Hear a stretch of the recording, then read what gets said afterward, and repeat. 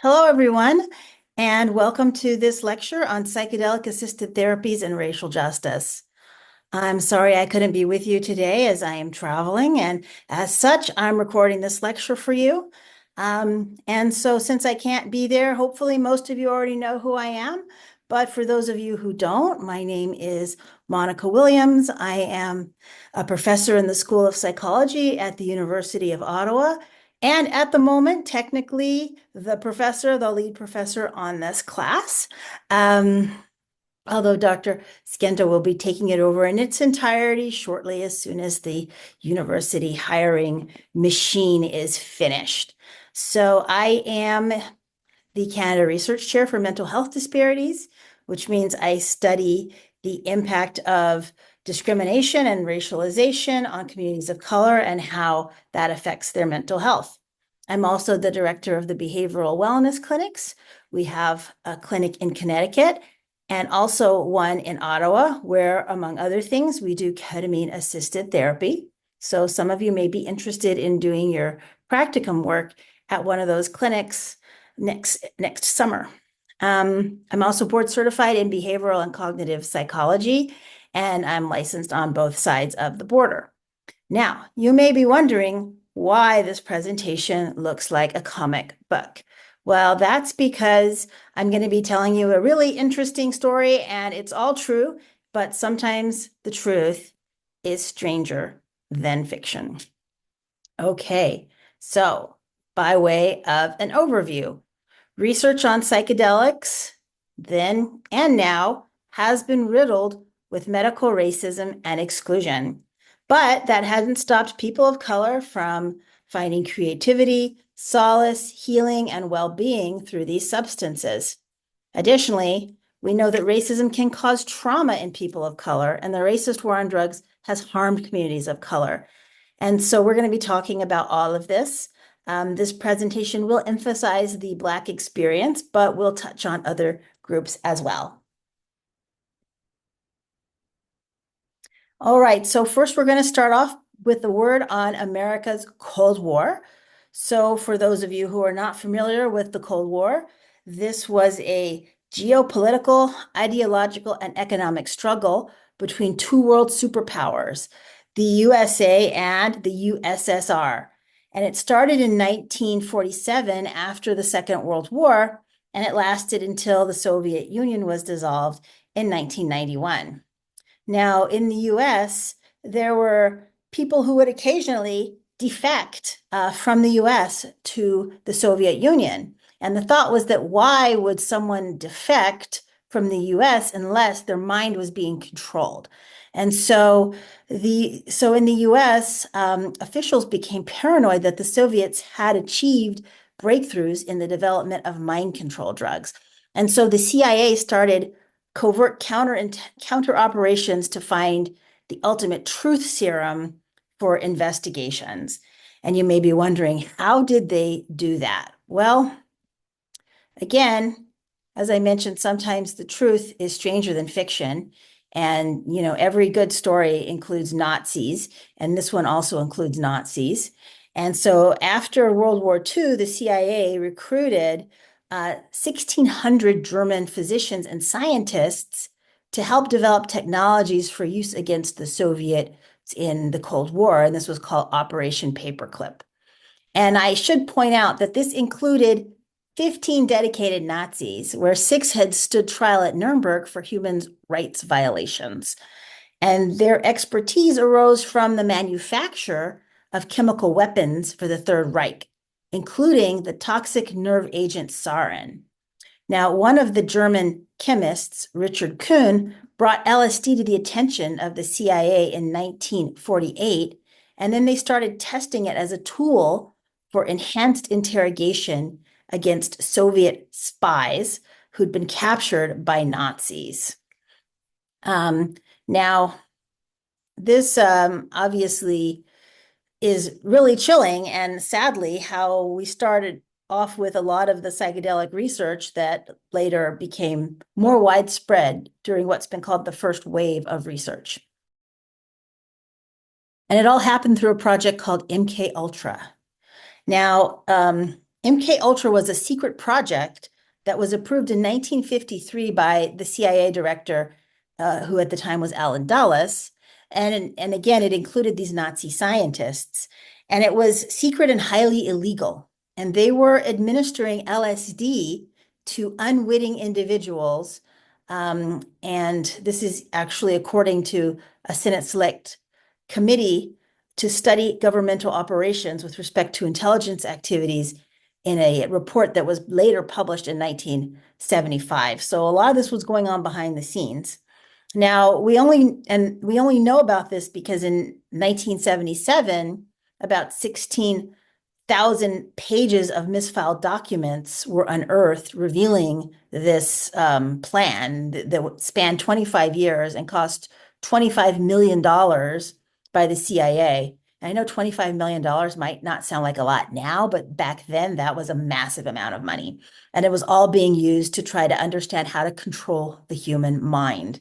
And so not only was the US government behind dosing thousands of Americans and Canadians and others with LSD without their knowledge and consent, but they disproportionately targeted those who could not fight back. As one CIA official later admitted. And interestingly enough, you may be wondering why I've got this picture of Captain America here, and that's because this MK Ultra project provided ample fodder for intriguing material that was used for the Marvel universe. Projects like MK Ultra were the inspiration for Captain America, with the Winter Soldier, aka Bucky Barnes, exemplifying the hopes of the MK Ultra research project to make incredible super soldiers that would obey commands without question. In addition to this, the US Army conducted its own Cold War drug experiments under Operation Third Chance, deployed primarily against unknowing Europeans abroad.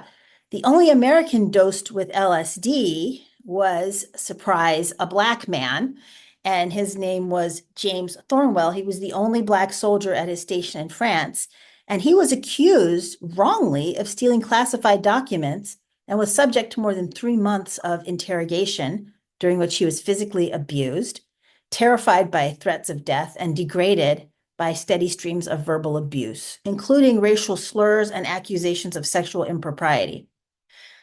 Now, after 99 days, the team from Operation Third Chance showed up and secretly gave him LSD.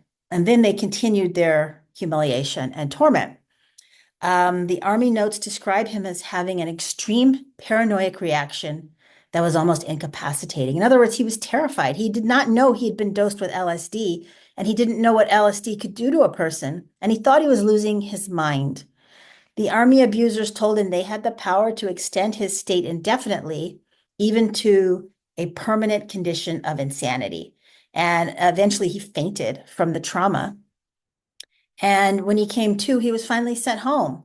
They concluded that the Army had satisfactory evidence that his claim of innocence was true. 4 months later, he was given a general, though not honorable, discharge.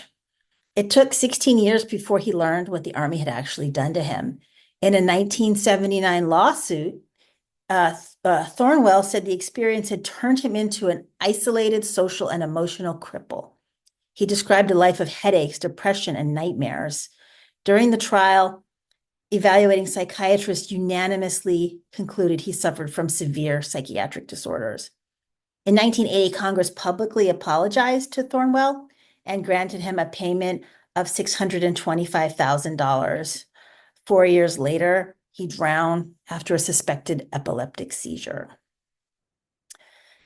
So it's important to understand that in the 50s and 60s, researchers were not thinking about the need to take extra precautions with vulnerable populations. Whether or not researchers were intentionally, explicitly targeting Black Americans, they did end up drawing their participants from prisons where Black Americans were overrepresented because of racism in arrests, charges, incarceration, and sentencing. Now, the MK Ultra studies had mini prison locations. In fact, they had some 149 sub-projects that were conducted at over 80 institutions. And it's important to realize that a lot of people who were doing the research for MK Ultra didn't actually realize they were doing it for MK Ultra, because the CIA was funneling money into organizations that were giving grants to people. And so a lot of these were just regular scientists who applied for grants, and they thought they got grants, and they didn't realize that the CIA was funding their research.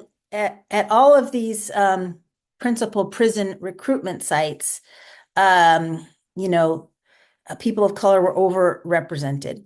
And these included the Addiction Research Center in Lexington, Kentucky, Atlanta State Penitentiary, Louisiana State Penitentiary, or also called Angola, New Jersey Reformatory, and Maryland Correctional Facilities. And so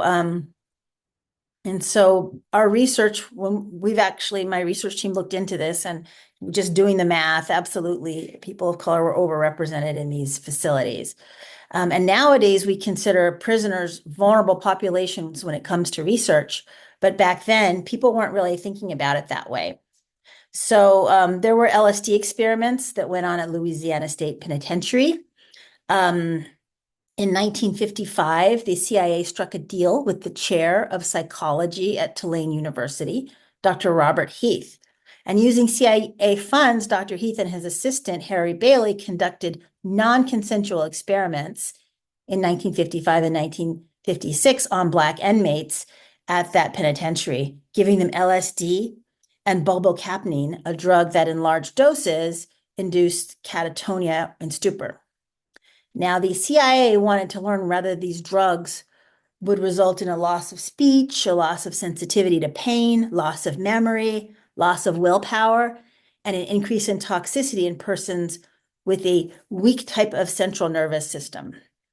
Harry Bailey would later state, reflecting on the unorthodoxy of the forced treatments, that it had been cheaper to use N-word than cats because they were everywhere and cheap experimental animals. Additionally, there was another center where a number of studies took place. This was the Addiction Research Center, the ARC, affectionately called Narco Farm, where they tested LSD and some other 800 psychoactive drugs on an inmate population that was almost exclusively Black.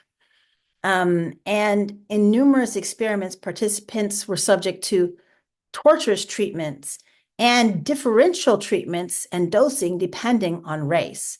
For example, in one 1960 published study, it noted that Negro men convicted on drug charges were recruited from prison and given LSD in a research ward, while by comparison, a group of professional white people at Cold Spring Harbor, living freely, took LSD in the principal investigator's home under social conditions designed to reduce anxiety. Now, given that we know set and setting are extremely important, set meaning mindset and setting being your environment, they're extremely important to outcomes in psychedelic treatments. We can imagine that these two groups had very different experiences when under the influence of the LSD. Now, Dr. Harris Isbell was the research director at the ARC when MK Ultra was launched. And the CIA needed a place to test dangerous and possibly addictive drugs. And this included, again, not just psychedelics, but amphetamines and other sorts of substances. And so they had a large number of people who were incarcerated for substance use. And so they rationalized, well, these people have already tried drugs, so it's no big deal to do experiments with drugs on them. And frankly, they were in no position to complain. The trials were coercive, torturous, and unethical. And many of the volunteers were paid for their participation in heroin that they could just put in their lockers and take whenever they felt like, or trade with other inmates. So again, by no stretch of the imagination were these experiments ethical at all. And it's important to understand that abusive research didn't just happen in America, actually. In Canada, a group of Indigenous women called the Canestarinsra also known as the Mohawk Mothers, embarked on a legal battle hoping to force an injunction and a ground search for human remains at the former site of the Royal Victoria Hospital, which had been closed since 2015. This was the site of the former Allen Memorial Institute and known to have been the setting of Dr. Ewan Cameron's MK Ultra mind control experiments in the 50s and 60s. Now, this group of Mohawk women and survivors of MK Ultra are worried about evidence being destroyed in the current renovation efforts and expansion of the hospital. And so a research team has stated that they think there's a strong possibility that human remains are buried beneath the pool constructed behind the old Allen Memorial Institute. And actually, last November, a court ruling reinstated an archaeologist panel involved in the investigation. But McGill leadership has been requesting authorization to appeal that decision. And as you can see, the pain of these events still remains today. One survivor was quoted as saying, "I saw Indigenous children. I saw Dr. Cameron give them Kool-Aid, and the Kool-Aid was laced with LSD. It was horrible to watch these children fall down."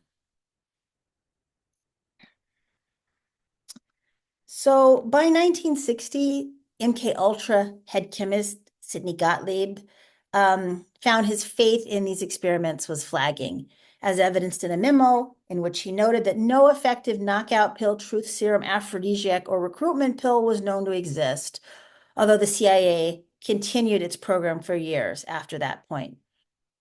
Nearly 2 decades later, in a congressional hearing, Senator Walter Huddleston confirmed that any information that was gathered was apparently useless and not worth continuing. The Senate Watergate investigation would lead to the end of both MK Ultra and the presidency of Richard Nixon. Now, Edward Flowers, who had been an unwitting subject of MK Ultra experiments at ARC when he was only 19, testified at the 1975 hearing in which also Dr. Isbell appeared.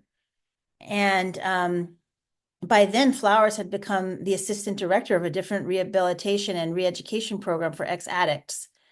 And years later, he recalled at the hearings as the moment he recognized the full scope of what had happened to him and the betrayal.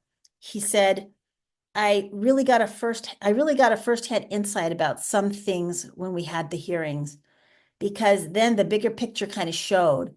Then I got in touch with the fact that the CIA was behind all this. They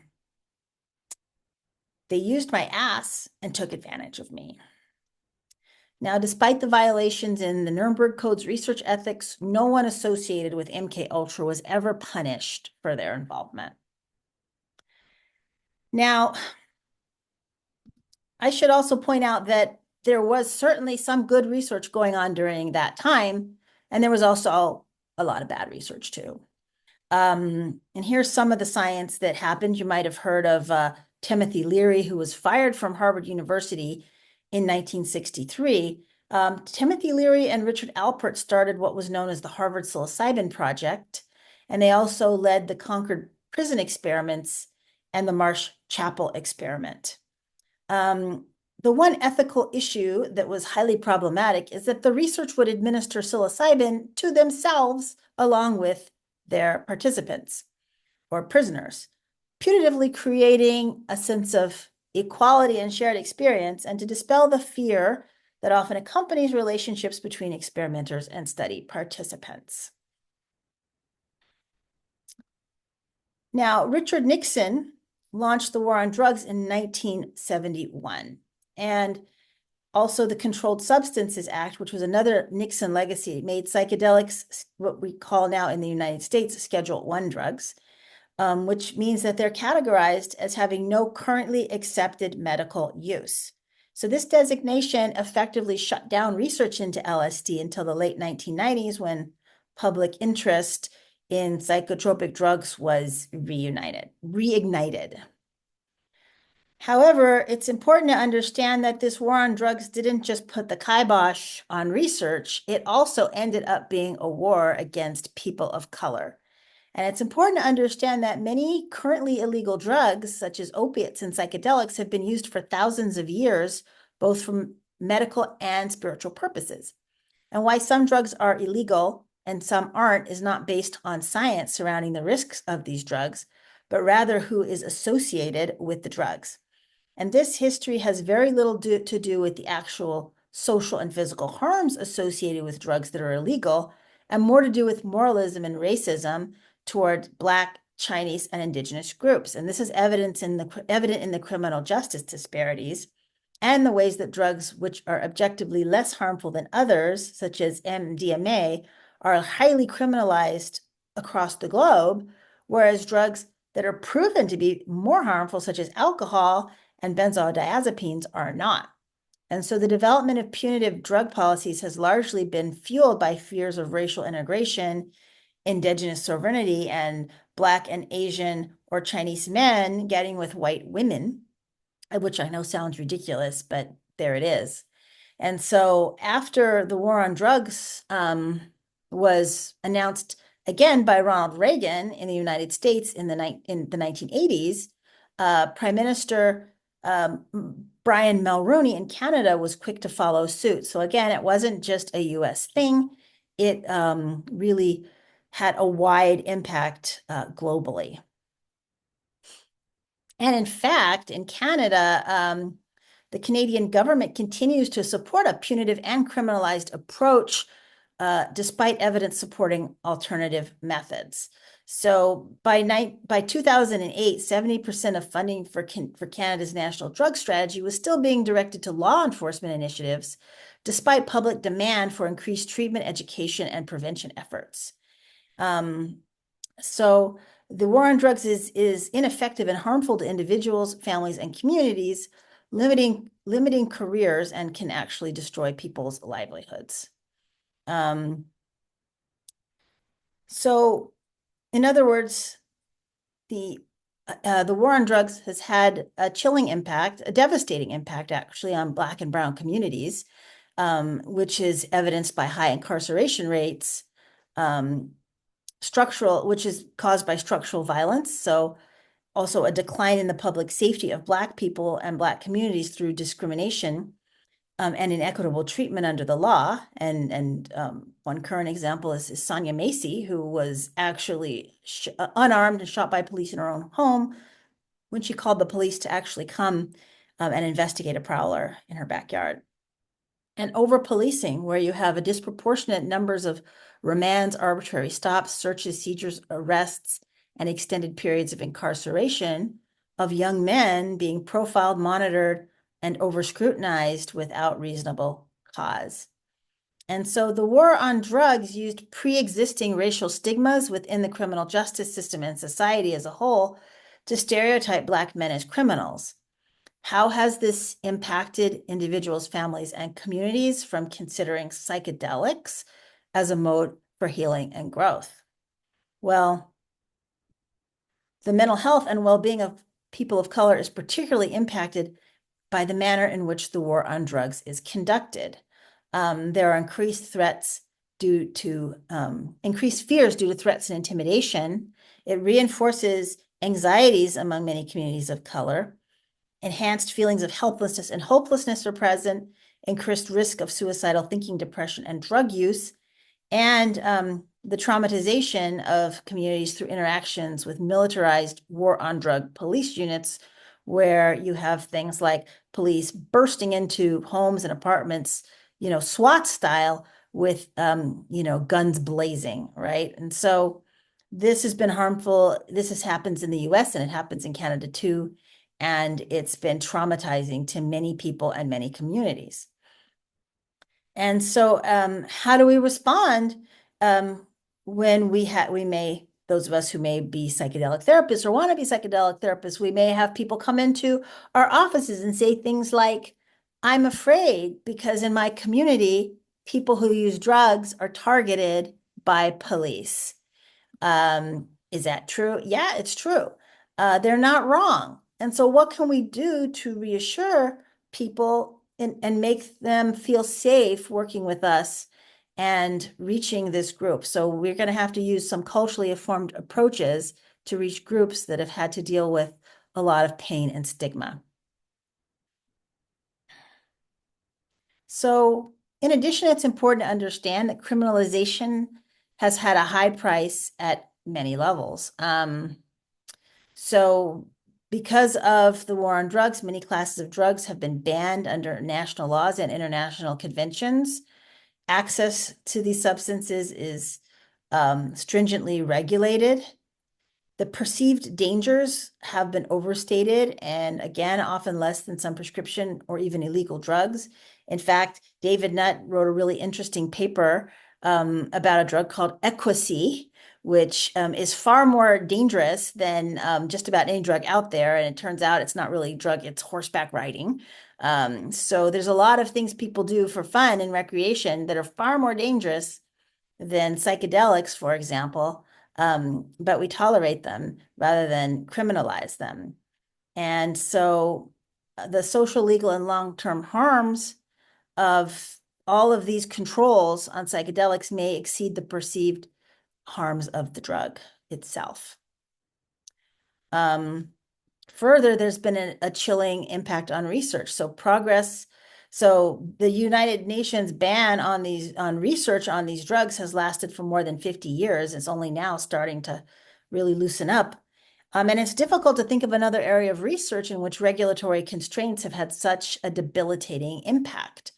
And so as a result, progress in neuroscience and psychological research on the mechanisms of action and potential therapeutic uses of these substances has been severely impaired, and the development of promising new treatments for psychiatric illnesses and other forms of mental suffering have been needlessly impeded.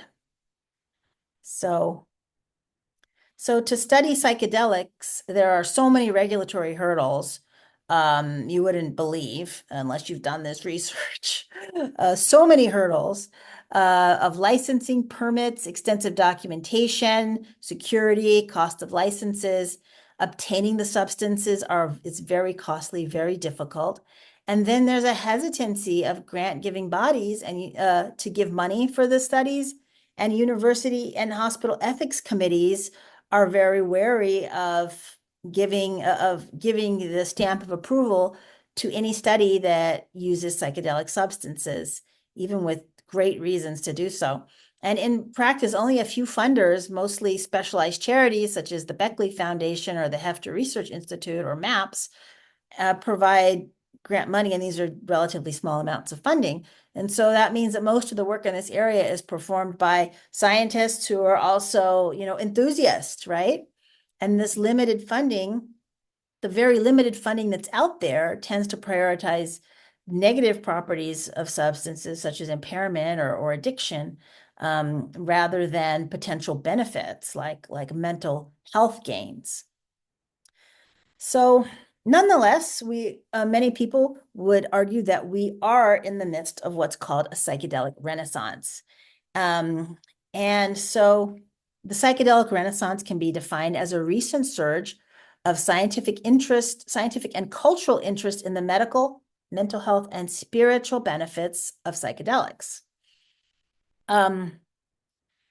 So this is a key moment to acknowledge that while the popular face of tripping has been starkly white since the days of Timothy Leary and flower power, people of color have actually also been using psychedelics for creativity, solace, and healing, even though the war on drugs did complicate that relationship.